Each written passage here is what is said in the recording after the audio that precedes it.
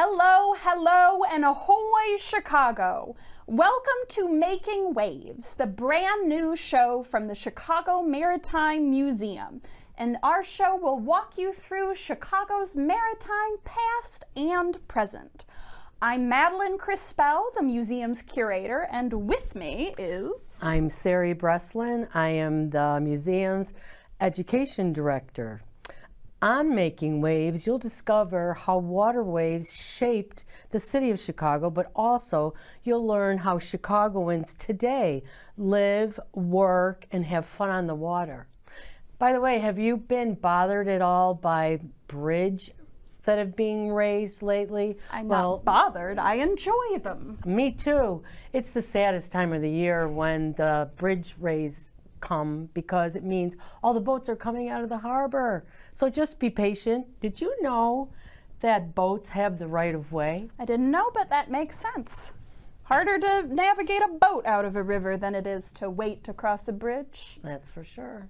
Now, if you want to learn more about that, the harbor, ships, if you want to learn anything about the museum, you can always visit our website at chicagomaritimmuseum.org, or you can come down to 35th and Racine and visit us anytime, Tuesday through Sunday, 10 to 4. Now, Sari, can you tell me a little bit, how did you get involved in the Maritime Museum? Well, since I was a little girl, I was always interested in sailboats and water, and I was a Chicago Public School art teacher for many years, and I just recently retired. Congratulations. Thank you. My good friend, Captain Dave Truitt, who was our chairman at the Chicago Maritime Museum, offered me the volunteer position of being the education director at the museum, which I happily accepted. And what about you, Madeline? How did you come? I'm also from the Chicago area originally. I grew up on the North Shore, although, I get really seasick, although that was never talked about during my interview, thankfully. So I read a lot more about the water than I actually spent time on it, but I'm really passionate about Chicago and its history, and you can't learn much about Chicago history until you learn how important the waterways were for that history, for what the city is today. Now, in our first image we're going to show you today, you can see the outside of the Maritime Museum. Now, I gotta tell you, when I tell people I work at the Chicago Maritime Museum, I often get asked, and I'll say, I especially get asked this question from people on some of the saltwater coasts to our east or west. They'll say, why does Chicago have a maritime museum? Isn't Illinois landlocked? Well, Chicago wouldn't be the thriving metropolis it is today if it wasn't for its proximity to the Chicago River and Lake Michigan. When watercraft was the best way of getting around, when a canoe was your fastest way of getting from one place to another, Chicago was smack dab in the middle of two superhighway systems. You can see, we have a collection of canoes at the museum. Now, and, even if they aren't the fastest way of getting around, they're still very important for industry, trade, and tourism. And not to mention that about a fifth of the world's fresh water comes from the Great Lakes. And I think we kind of take that for granted, but pretty soon water is going to be scarce. And fresh water especially. Now, you saw a little fraction of some of the canoes we have in our collection in that photo, and at the Chicago Maritime Museum you can learn all about how the thousands of years old portage trail that connected the Great Lakes to the Mississippi River in exactly the area that would become Chicago was traversed for years and years by the Potawatomi, the Ojibwe, the Ho-Chunk, the Sauk, the Menominee, many other people and tribal nations whose lands intersected with what would become Chicago. It was really the canoe that connected the continent. Wow, and we are so proud of that history. Since today, indigenous Chicagoans make up one of the largest urban indigenous communities in the country. And, that community today is made up of people whose ancestors had roots in what would become Chicago. And it's also from people whose communities are from farther afield. And given the massive trade networks that the Chicago Portage made possible, I think we can guess that, that grouping of people from different places with different backgrounds would not have been that unfamiliar to the Chicagoans of thousands of years ago. That's right. Now, at the museum, we use all kinds of different objects, big and small, to help tell some of these stories. And in this next photo, you can see one of our biggest, smallest objects at the museum.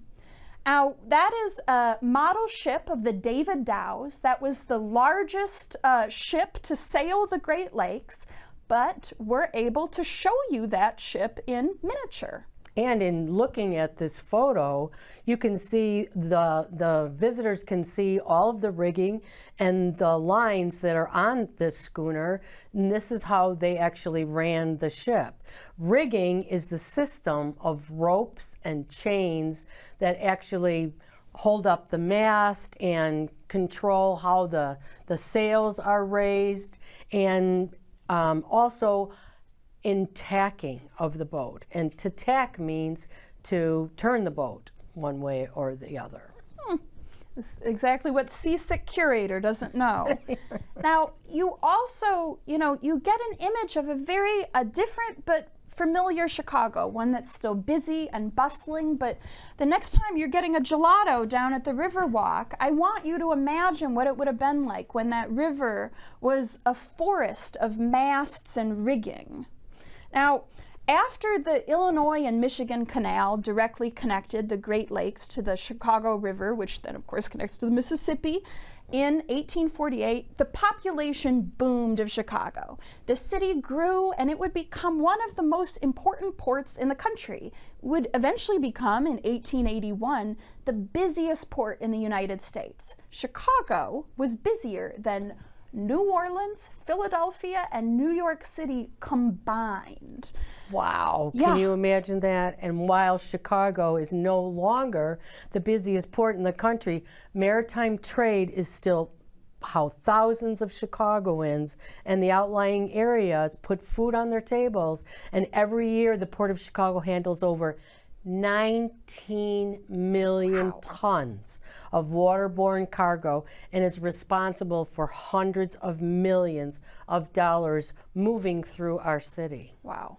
Now, in our little virtual tour here through our museum and Chicago's waterway past, next up in the gallery you see a few of my favorite objects, which both have a connection to steam travel.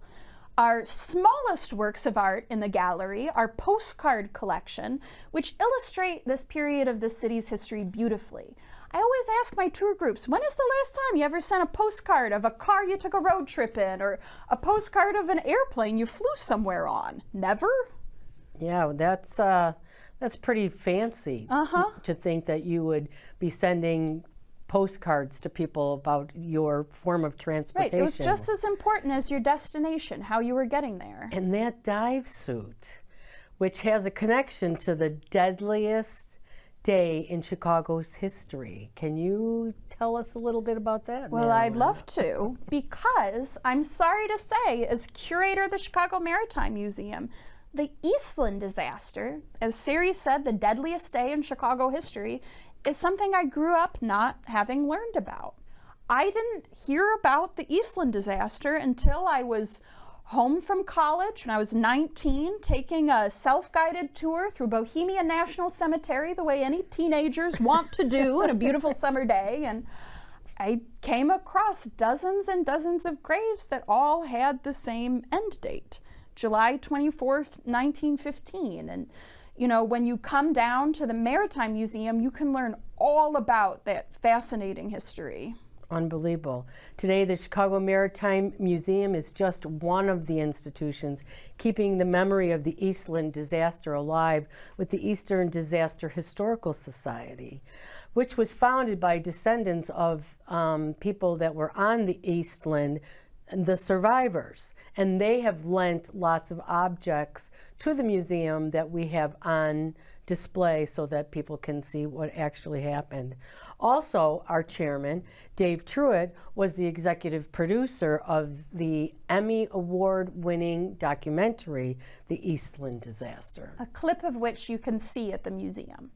Now, next up in the gallery, one of my favorite photos that we have on view at the museum. In this section of the gallery, we get into how the 20th century progressed and Chicago's maritime industry changed and evolved. And just imagine, that's a photo from 1951. In just a couple of generations, you went from that river being a forest of masts and rigging to boats being too large to even turn around in it. It's hard to imagine. And, you know, as Port of Chicago opened at Lake Calumet, you know, the industry, the way maritime industry looked in Chicago has changed and evolved as well. And Sari is in a particularly good position to tell us about all the different kinds of jobs you can have these days on the Chicago River or the lake. That every time I see that picture of that barge in the river by the Wrigley building, it blows my mind because So you don't want to be in a kayak and see that coming at you. But I can totally attest to how important it is to bring the kids to the water. As I brought my children when they were young, I crewed on the schooner Charlotte Ann, which used to be in Burnham Harbor. And my children would come with me, and they grew up there. My oldest daughter, who lives on the East Coast, she worked with the New York Harbor School. She has her 150-ton captain's license. She also did something called semesters, where they would take high school kids out for a semester at sea.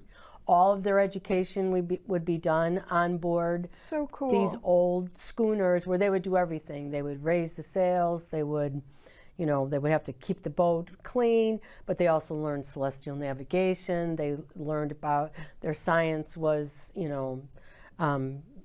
biology in the oceans. My son is a helicopter pilot. He's a diver, and he drives the fireboat. He is air sea rescue for the Chicago Fire Department. And my youngest daughter is an educator as well, Chicago Public Schools, but also summer jobs for her were working, crewing on any of the tour boats that are available in the city of Chicago. There are so many careers, maritime careers, in the city and elsewhere for everybody. Also, I met my husband crewing on the Charlotte Ann together. So there you go. You can find love and a career on the water. And you know, if you're like me and you get seasick, you can always get a job just doing maritime history instead. Well, he always got seasick too. I think he's finally gotten over it. I just need to get some Dramamine. Yes, there you go. Now, you know, this past spring, we opened 2 brand new permanent exhibitions in our museum's South Gallery. It's the biggest addition to our museum since we opened in our current space in 2016. And both of these new exhibits are really great examples for how rich Chicago's maritime history is, but excitingly, both exhibits also take us right up to the present day. One of those 2 exhibits takes you through the lead up to that fateful day in 1860 when the Lady Elgin sank on its return voyage from Chicago back to Milwaukee, taking the lives of about 300 people, making it still today the worst disaster on open waters of Great Lakes history. And in this image, you can see that actually this exhibition also has a very interesting modern connection too. Not to mention all the cows. Not to mention, yeah, all the cows there's a herd of cows that were sent overboard as well. Those were the first ones that they got rid of. But here's another opportunity that our Captain Dave made possible by starting the Underwater Archaeological Society in Chicago.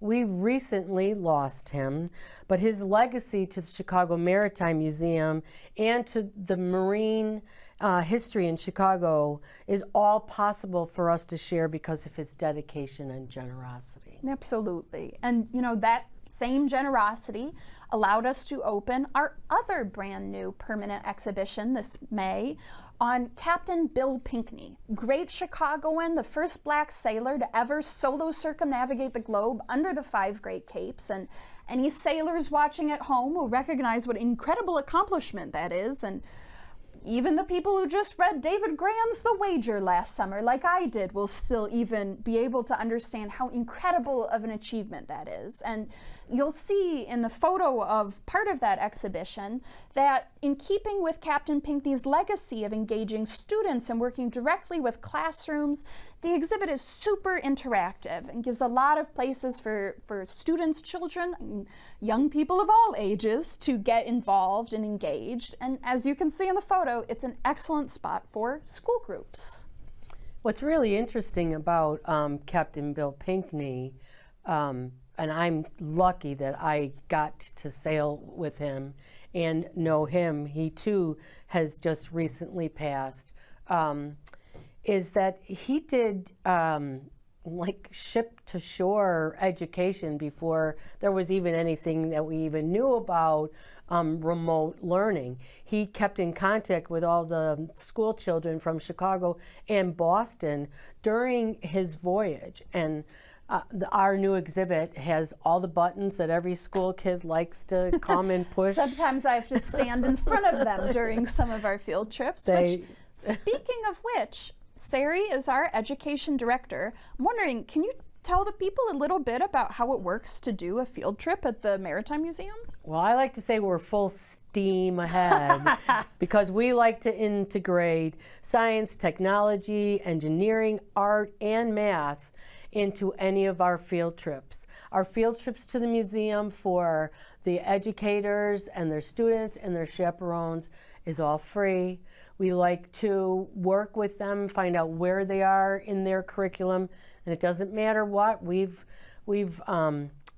gone from teaching about power with 4th graders and gone through kinetic energy, steam energy, sail energy, to students that were reading Treasure Island.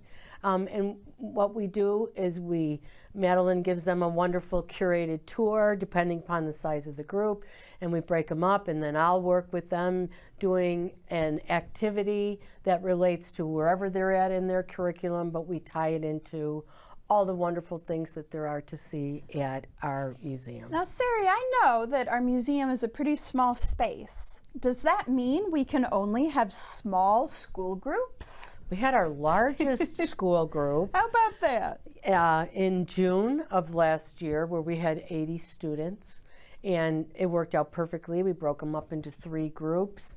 We have a lot of volunteers at our museum. One of our volunteers, we call him Voyager Joe, and he talked all about the early voyagers and the fur traders and talked to them, at the canoe station.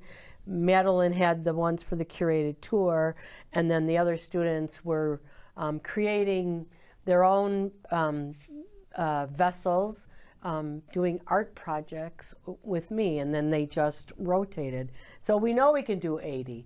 And me coming from Chicago Public Schools knew that, if you're in a Chicago Public School, you've got a lot of kids. And you want to bring them all and make sure that they're all happy and busy and curious at our museum. So, we started this off by saying that some may ask why Chicago has a maritime museum. And I think at this point, unless you already turned your TV or your computer off to go get in the car and drive to the museum right now for our ample free parking in our parking lot, you probably understand now why Chicago has a maritime museum. We have the history for it. Chicago is what it is because of the water. That water is still really important today. Mm-hmm. So we understand why, but what does a maritime museum in Chicago do? We've talked about housing our permanent exhibition. We've talked about our wonderful school groups. Of course, you now know that a Maritime Museum in Chicago also makes fabulous television programs at Can TV Studios. And so, what else do we do? And Sari, I'm wondering, can you tell me a little bit about some of the things that we do that you're particularly excited about right now? Oh, wow. We have the Vikings coming on Friday. We do have Vikings coming. Because we have such a wonderful library, we get a lot of groups that actually come just to do research.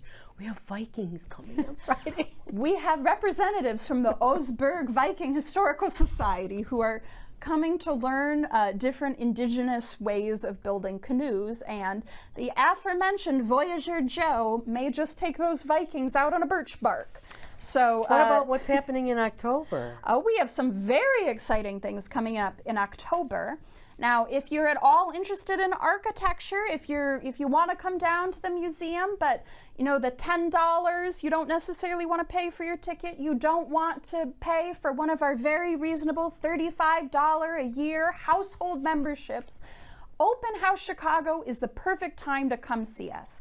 October 19th and 20th, Saturday and Sunday, we will be open for free, 10 to 4, for anybody to come visit and check out the museum. Now, if you want to support the museum and all the amazing things that we have going on, we also have a really good opportunity for that coming up. A festival. Our festival. Now, you can learn all about the CMM Festival, our annual fundraiser full of fun and music and games and food and a very cool time to spend an evening in the museum. Now, you can learn more about that on our website as well as buying your ticket, and that is on Thursday, October 24th. Doors open at 6 o'clock for cocktails and fun, and then the program starts at 7.